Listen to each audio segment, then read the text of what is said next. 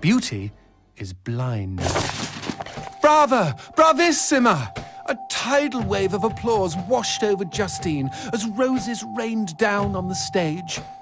It's a wonder they don't hit me, she thought bitterly. I'm the largest target for miles. After curtain down, she retired to her dressing room, set her horned Viking helmet aside, and waddled up to the mirror with a gelatinous jiggle.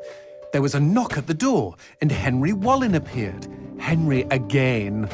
Jeez Louise. You were magnificent, Miss D'Evangelo. Did you see? The papers are calling you the finest soprano of the 19th century. He looked at the floor and shifted his feet uncomfortably. Every man in town loves you.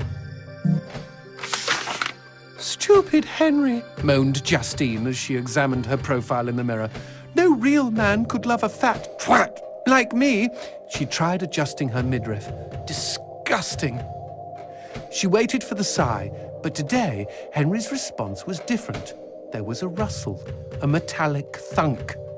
Good evening to you, my lady. She heard the clack of the door. Justine gazed wistfully at the tintype of beautiful Bella Margot, the slender soprano she idolized in her youth. What was Bella's secret, she wondered, as she picked away at a box of truffles on the table. What indeed?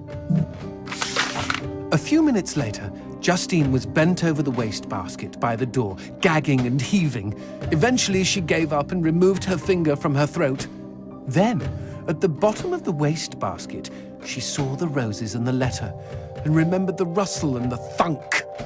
She opened the letter and read aloud.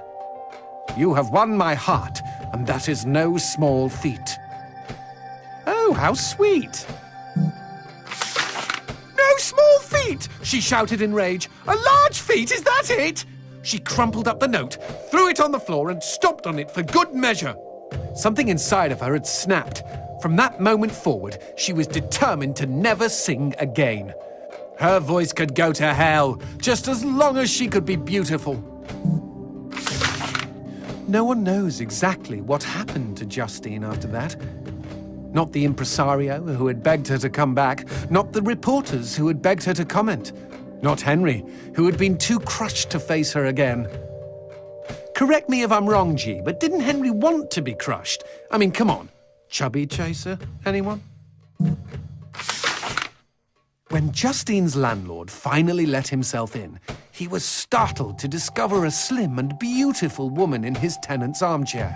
She was naked, and her throat had been savaged. The blood had painted an inverse bouquet of roses on her chest. The woman held her own vocal cords in her hands. The end.